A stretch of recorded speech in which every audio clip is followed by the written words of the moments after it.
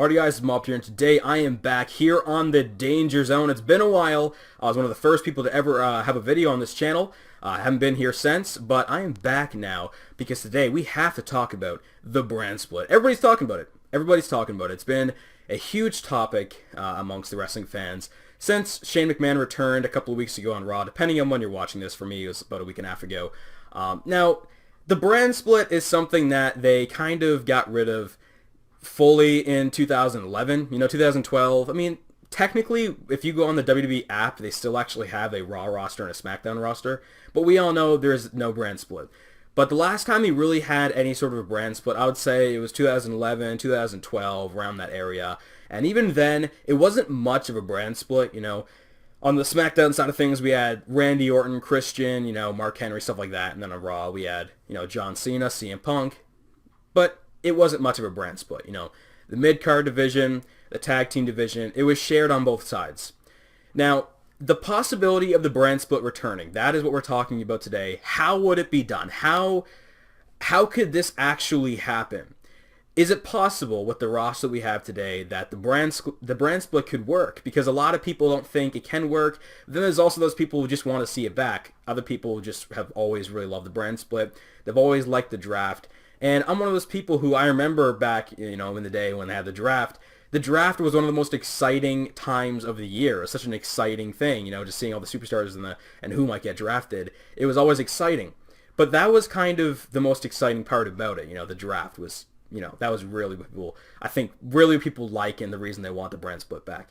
But at the end of the day, there are a lot of negatives and there are a lot of positives to bring the brand split back in WWE in 2016. Now, I've talked about this before in on my channel, my podcast, and I kind of went through the negatives and positives. I think I said that weird. Anyways, whatever. I've kind of went through the negatives and the positives. But to me, I almost feel like at this point, where the product is at right now, let's be honest. How many times do you watch Raw, and after the 3 hours, do you feel satisfied? I mean, I don't want to speak for everybody here, but I'm going to say more often than not, most of us don't feel like we spend our time worth, I don't feel like we're getting the payoff that we want. It just feels like we're watching the same show with the same matches, with the same people, week after week after week after week after week, every single Monday night on Raw. And that's the way it's been now for a long, long time. And I feel like bringing back the brand split might just be a huge help to kind of shake things up a little bit, because then you've got a completely different show, SmackDown, that has a totally different roster, or maybe not even a totally different roster, but it has guys like Dean Ambrose, for example, that maybe you can't see on Raw, and that way things are just mixed up, they're more interesting, you got a brand split, and that could just be the refresher that we really, really have needed for years now in WWE.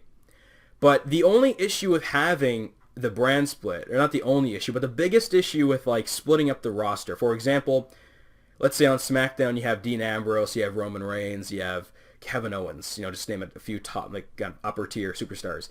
And then on Raw you got your John Cena, you got Randy Orton, you got Seth Rollins, something like that. The only issue with that is, not many people are really over other than those names that I just listed. You don't really have a roster that people have connected to yet. For example, you have maybe 6, guys that are actually popular on each roster, on the Raw roster and the SmackDown roster. But then what do you do with the rest of the show? Because if you split the roster in half like that, if you split all those guys up like Dean Ambrose, Kevin Owens, you split them all up on separate rosters, what do you do with the rest of the show, especially for Raw, a 3-hour show? How do you fill up a 3-hour show with guys like Las Matadores and all this stuff? That is a big issue. Is the roster even big enough as is to have a brand split? I actually went and checked the WWE roster before I made this video, and they have around, it's hard to count because they've got other people mixed in there, of the actual active roster. I'd say they have about 60 of the actual active roster, They have about 60 actual active superstars, which when you watch Raw, it feels like they have maybe 15 active superstars. So that's kind of the big issue. But then you can also counter that that argument right there against the brand split because, there's no stars, there's not enough stars to have two separate shows and carry them for 2 and 3 hours. Then there's the argument, well, if you have a brand split where you divide the roster, those guys that aren't over yet, those guys that we say, how can they fill up 3 hours of Raw with? Well, then they get more time because you have to fill up 3 hours of Raw and you don't have half the roster. So you give guys like, for example, Kalisto. You give guys like Zack Ryder even. I'm just trying to name a few names here. You give the mid-carders like Ryback and even Del Rio and Rusev and Dolph Ziggler and The Miz. You give those guys more character development. You give them more time on screen to develop their characters into something more. As opposed to right now, it just seems like they're sticking with the same 10, 15 guys over and over and over. It's like the Usos, Roman Reigns, Dean Ambrose, Kevin Owens, Alberto Del Rio, League of Nations. That's like all it is. But if you divide the roster, yeah, at first it might be kind of, scratching and clawing here because it's hard to fill up a 3-hour show with such a small roster.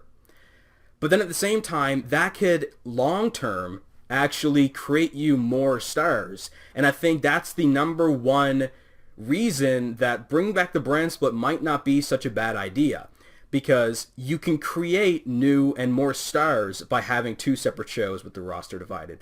Those are my thoughts on it. When it comes down to it, is the brand split possible? How could it happen? It is possible, but to me, if the brand split were to come back, there's no way we could see a complete split. I think even the way I just kind of explained, that would kind of create new stars having two separate shows, 2 separate rosters. I feel like even then, the roster doesn't have enough depth. It's not big enough roster that you can say, okay, no, Dean Ambrose will never be on Raw. Dean Ambrose is a SmackDown guy. The way I'd probably do it is you have the main eventers of each show, they stick to their own shows, but then maybe the tag division, the mid-card division, maybe you do kind of share the rosters. Because at this point, how can they really completely split the shows up, with the roster that they have? It just doesn't really seem that realistic. It's kind of a tricky situation. Will they bring back the brand split? I don't know. We'll have to wait and see. I don't think it's that likely, but if it would ever happen, I think now might be the time. You have Shane run Raw, Stephanie run SmackDown. That's a whole other thing. Shane McMahon running Raw. People saying he can't win because he has other obligations and other companies. Well, then my counter to that, once again, is, guys, there was once upon a time where you didn't have the general manager on every single week in 3 or 4 segments. Shane McMahon can win by hook or by crook. He can win.